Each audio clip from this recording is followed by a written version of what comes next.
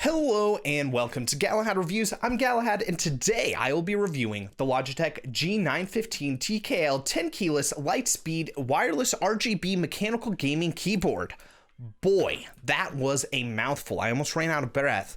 Who came up with that name? Bob? Bob from marketing. Bob, what did I tell you about long names? That guy, dude, always coming in with the longest freaking names I've ever heard in my life. I will dissect what that actual name means in a minute. I did receive this product for free from Best Buy's Tech Insider Network in return for a written review. I decided out of my own volition to also do a video review because this is a keyboard I have wanted for some time. Me getting this product for free will not bias my opinion in any shape, way, or form, as I will never sacrifice my integrity for a product or company. With that disclosure out of the way, this next part will also sound like it is coming in poor form since it's coming right after a disclosure, but this keyboard truly is fantastic, but it is so expensive that you will probably have to sell your firstborn child and perhaps your second as well, which is why this review is so ridiculously long, as I want to make sure that you know what you're getting and if it's worth price of admission. So without further ado, let's dive in.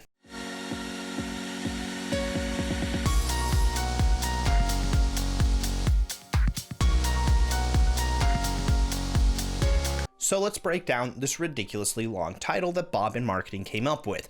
Logitech G915 TKL is the product name. TKL stands for 10 keyless, which means it doesn't come with a number pad, which is great for esport athletes as it gives your mouse more room to do its thing, which is destroy noobs. There's also the Logitech G915, which is the full-size version of this keyboard that comes with a number pad. It costs $20 more. Both come with lightspeed wireless, which I'll discuss a bit more later, but in short is super fast wireless tech that will allow you to game at the same levels as your wired keyboard companions. RGB means it supports 16.7 million colors that you can adjust for each key. Last, mechanical means the switches it uses. More on that later. Moving on to the packaging, which I don't always mention, but in this case, this product comes in at a premium price, which means you want a premium opening experience. I am happy to report it is excellent. For me, it's the best keyboard opening experience I've ever had. So let's get nerdy. Keyboards are usually simple. You plug them in via USB and then you type away. The most complicated they get is by adding Bluetooth and trying to figure out which switches they are using, membrane, mechanical, or optical. But this one is an overachiever and comes with both lightspeed and Bluetooth wireless, along with your choice of 3 different low-profile mechanical switches. Starting off with the 2.4 gigahertz lightspeed wireless, which for the record is still all caps and in your face. This is the same tech that they use in their wireless mice, which is excellent. As I've previously discussed this in previous videos, I'm going to keep it simple in this one, especially because this video is already so long. If you want a more in-depth explanation, check out my Logitech G Pro Wireless 2 years later review in the description down below, or perhaps the card on the top left of the screen, but that has been glitching out for me lately, so it may not actually be there. Anyways, put simply, lightspeed has way lower latency than Bluetooth and is as fast as wired. They report it comes in at 1 milliseconds, which the testing has shown to be pretty accurate. This means you should not have any reservations about using this keyboard in competitive environments such as tournaments, as it has exceptionally good stability and connectivity even in heavy data saturated environments where other products may start to skip or drop connection altogether. This one won't. Up next is the Bluetooth. It comes with Bluetooth 5.0. It does not require a dongle to be plugged into the device. There are 2 buttons on the top left of the keyboard. The first got hit by Voldemort and got imbued with magical powers to fight evil in the form of a lightning bolt with waves behind it for lightspeed wireless. The second right next to it is the Bluetooth logo. If you have not paired the keyboard to another device before, once you press the Bluetooth button, it will go into pairing mode and will flash blue. Then you will go through the normal process. I did it on my iPad and iPhone, and it had me put in a code on the keyboard followed by the enter key to fully pair it. If you want to pair it to another device, you hold down the Bluetooth button until it flashes. The lights on the keyboard will also flash to notify you, and then you can connect to a new device. However, if you want to connect back to the first device, you need to forget the connection on both devices and then go through the pairing process from scratch again. For example, for my iPad, I had to forget the device, turn off the Bluetooth on my iPad, and then turn it back on and then it would work, which is disappointing at this price point. I would expect it to be smoother in transitioning from device to device. Last up, we have the low profile mechanical switches. Logitech calls their version low profile GL switches, which are incredibly similar to Khalil, I might have said that wrong, low profile chocolate switches, which they worked in conjunction with. The only difference I was able to see between the two switches were that the GL switches have slightly lower overall travel at 2.7 millimeters compared to 3 millimeters. They come in 3 flavors: red for linear, which will give a smooth, fluid keystroke throughout, usually ideal for first-person shooters and competitive gaming. The second is browns, which are tactile, which means that you will feel a tactile bump followed shortly by the switch activating, ideal for typists. Last, you have the white clicky switch, which gives an audible click with tactile bump right before it registers, ideal for causing anyone in the room with you and over comms to have an aneurysm. All 3 actuate at 1.5 millimeters with a total travel of 2.7 millimeters with 50 grams of actuation force. These aren't the fastest keys on the market, but they are close. They are mechanical switches, which means they do have a debounce delay and can develop double clicks compared to optical switches that come on the Razer Huntsman series.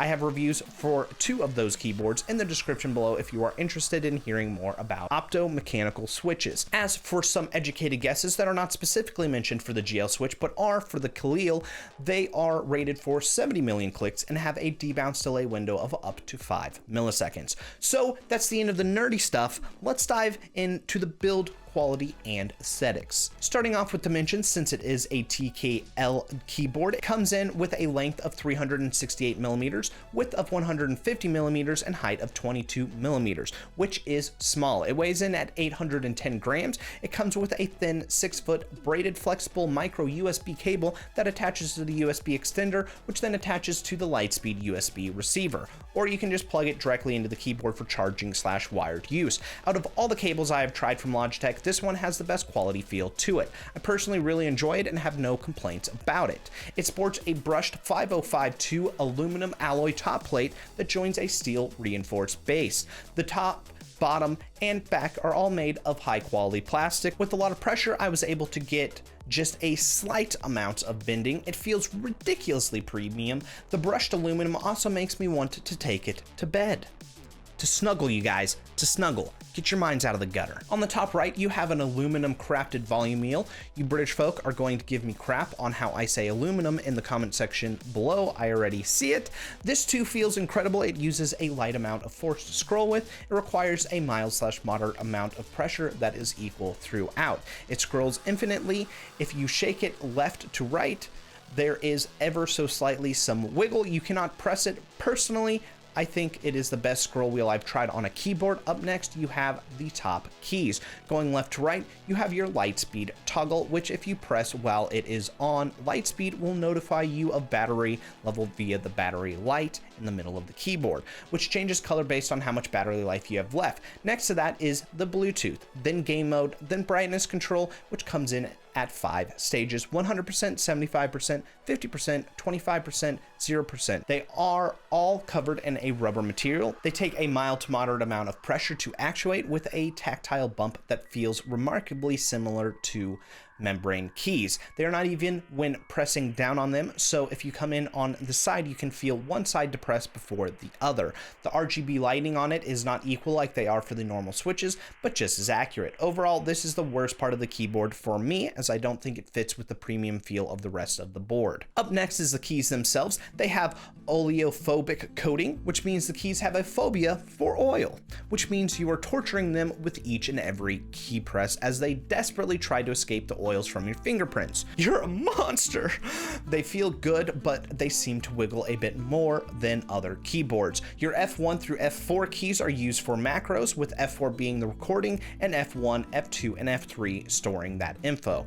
In the top middle of the keyboard, you have the battery indicator and notification if you are on caps lock or not. The lighting for this is not adjustable and is always at full brightness, so that can be a bit frustrating. You cannot, and I repeat, cannot edit which each key does on this keyboard. You can only edit the F keys. So for example, if I want my right arrow button to be the left mouse click, I cannot assign it to do that, but I can assign left mouse click to be F12, which is disappointing at this price range. Probably something to do with the wireless and the amount of memory available while keeping good battery, but I'm just speculating at that point. On the very top of the device on the left, you have your micro USB port for charging / wired connection.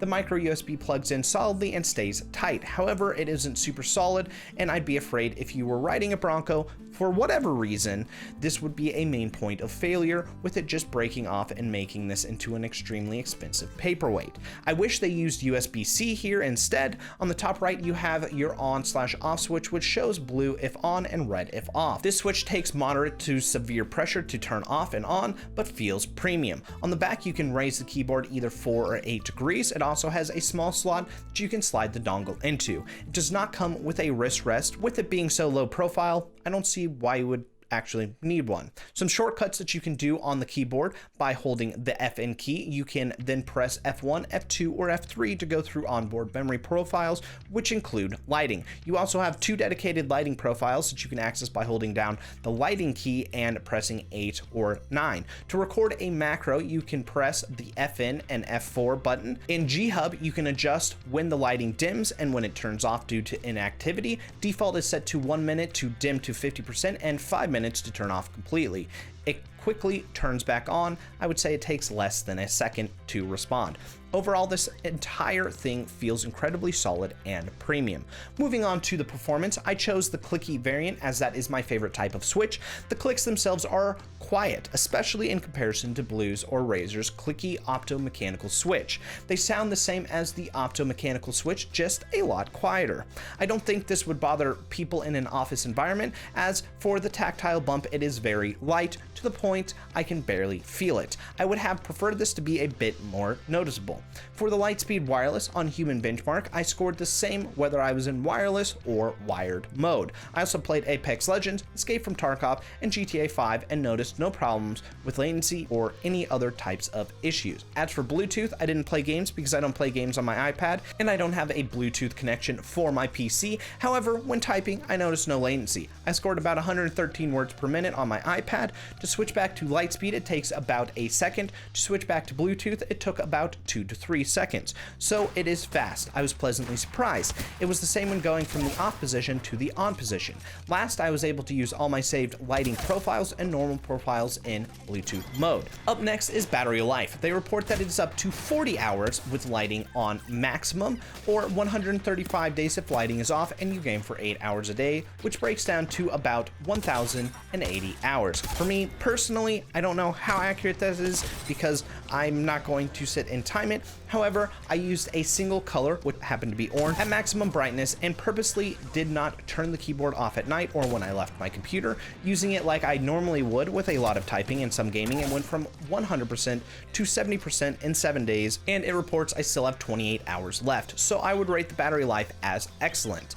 Plus, plugging in a keyboard to charge isn't a big deal as it just sits on your desk anyways. As for lighting, it is fantastic. It gets nice and bright. It is also accurate and shows orange and purple well, similar to Razer's, who I think has the most accurate lighting. Logitech G-Hub never froze or crashed on me. However, it is not user-friendly at all, and trying to figure out how to do something simple is tedious and often cannot be done, which makes your ability to be creative with the lighting limited to just changing static colors and having simple profiles.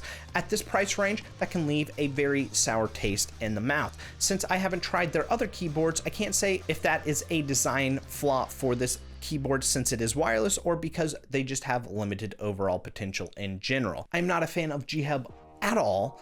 I would rank it last, with Corsair iQ being first, then Razer Synapse, then G-Hub. Moving on to the pros. The looks, build quality, features, switches, lighting, scroll wheel size / shape / weight, performance, battery life, and feel are all fantastic. For cons, you cannot adjust individual keys, only the F keys. The top buttons feel a bit mushy and are not as premium as the rest of the board. You have to sell your first and second child in order to be able to afford it.